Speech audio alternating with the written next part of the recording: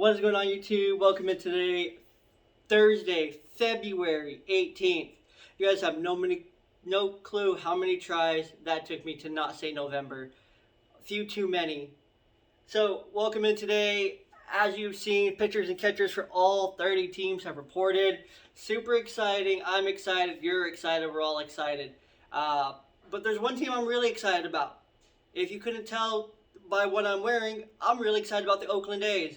Reason for it is because they have quietly built one of the best bullpens in baseball over the last week. With today's signing of Trevor Rosenthal, a 1-year, $11 million deal, the A's have now cemented one of the best, if not the best, bullpen in baseball.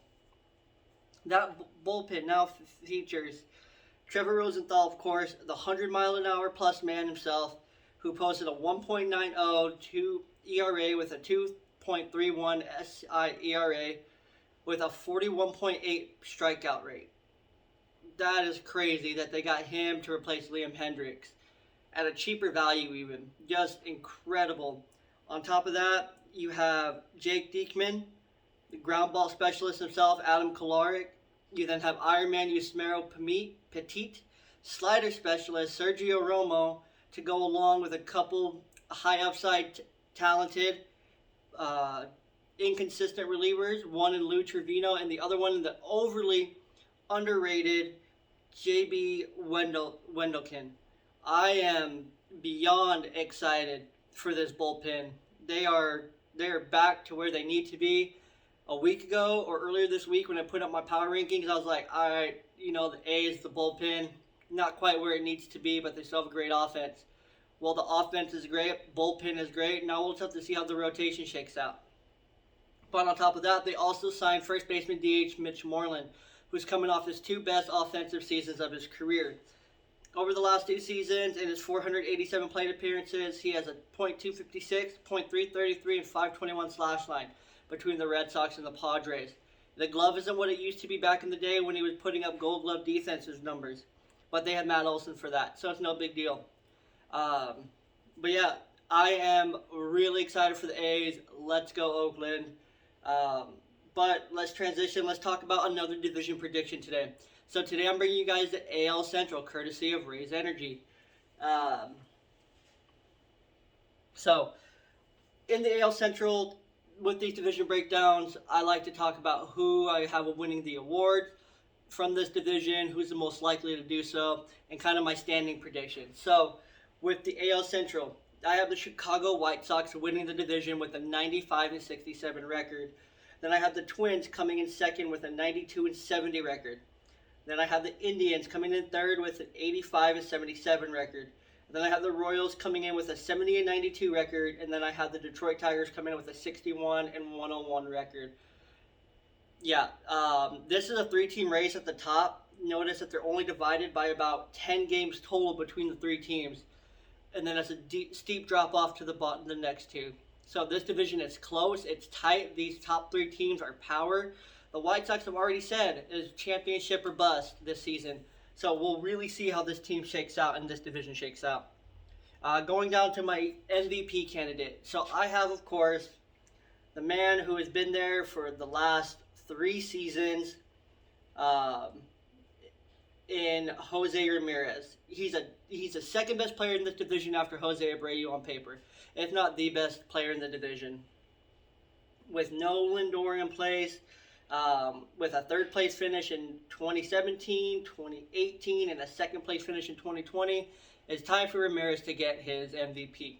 With no Lindor in town, expect Ramirez just to give the Indians everything and to be the MVP, if not actually win the MVP award this season, and for it to come back-to-back in the AL Central. Next, other guys that you can look at as possible MVP candidates, Nelson Cruz. I mean, come on, dude's awesome. Outfielders Luis Robert and Eloy Jimenez of the White Sox, as well as White Sox first baseman Jose Abreu. Cy Young. I got the Cy Young. This division is loaded with top-tier pitchers. You got Shane Bieber, who won it last year on the Indians, and then you have the trio of Lance Lynn, Dallas Keuchel, Lucas Giolito. But I don't think it's any of those guys. It's a guy on the Twins, and it's not Jose Barrios. It's actually Kenta Maeda. Yes, Kenta Maeda, after coming off a second place finish in the Cy Young in 2022, Shane Bieber, Maeda was completely dominant on the hill. The Twins have an improved bullpen, which could lead to more wins, which is something that the writers look at. But Maeda is ready to lead this team, this Twins team, into this division where they're going to be ultra competitive with the White Sox and the Indians. And lastly, my Rookie of the Year. Oh, before I get into the Rookie of the Year, some other candidates for Cy Young. Lance Lynn, Lucas Giolito, Dallas Keuchel, Jose Barrios, Shane Bieber, Zach Plesac, Mike Minor, and Casey Mize. And then looking at some rookies, there's a couple guys that I'm interested in, but the one that has me most excited is, of course, third baseman Spencer Torkelson. If Torkelson makes the everyday roster, he's a lock for the AL Rookie of the Year, just in general. Top pick from last year's draft. This dude has power. He's a great defender. He's an all-around stud that can play both corner infield positions extremely well. And what do the Tigers love? Their corner infielders. Who's that guy that they've had for the last 2 decades almost? Who's been one of the best in all of baseball? Miguel Cabrera. So, of course, I think Spencer Torkelson, if he's there, he wins it. However, the Twins also have a young righty and right-handed pitcher, Jordan Balazovic. He has yet to pitch above the A level. However, he is going to be in camp with the team. The Twins selected his contract. He's on the 40-man roster. He has a great chance of making the opening day roster with the Twins. If he's there, why not? Why not pick him? That was my pick. It's kind of an outlandish pick, but if Spencer Torkelson is there, I 100% expect it to be Spencer Torkelson. If not, White Sox infielder Andrew Vaughn, who's expected to play first base while they move Jose Abreu into a full-time DH role. But yeah, that's all I got today. I didn't want to make too long of a video. I can. Actually, you know what? Let's talk some fantasy baseball while we're at it, because I'm feeling type of way. So I'm going to give you guys my top 10 fantasy baseball starting pitchers. So my top 10, my number 1, number 2, they're right there. They're so close with each other, but you got to give it to the man who's already done it, Garrett Cole, my number 1 option, next to Trevor Bauer. Slight edge there. These are the 2 highest paid pitchers in baseball.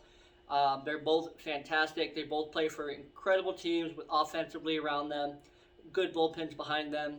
This is going to be a tight race between those 2 for the better pitcher. Who's more worth that annual average?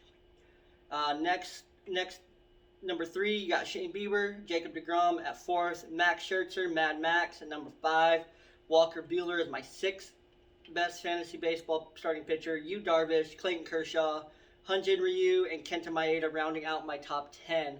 Each of these guys are at least a top 30 to 35 pick in your draft. If you want a great starting pitcher on your team, which of course you do, you want multiple, but if you want a truly great one that's going to be just phenomenal all year, get one of these 10 players within the first 3 to 4 rounds, and you'll be happy. Just trust me.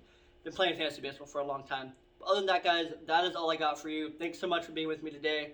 As you see down in the below, I have in the description. That's what it's called. Both the links to the AL Central and to the Fantasy Dugout starting pitchers for today.